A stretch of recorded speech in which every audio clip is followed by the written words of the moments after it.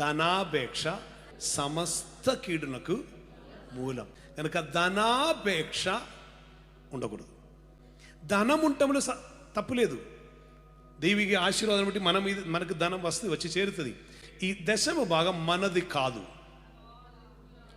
కాదు, అది దేవునిది. దశమ భాగం పెట్టుకుని ప్లాన్ చేయటానికి మనకు లేదు, కానీ అది మనది కాదు. మన చేతిలోనికి రాగానే దశమ భాగం మార్చి పెట్టాలి. అది దేవునికి దైవిక కార్యం జరగాలి. అర్థమవుతుందా? దైవిక కార్యం జరుగుటకు అది పోయి చేరాలి. ఎక్కడ ఇస్తున్నాం అది కూడా ఆలోచించి ఇవ్వాలి.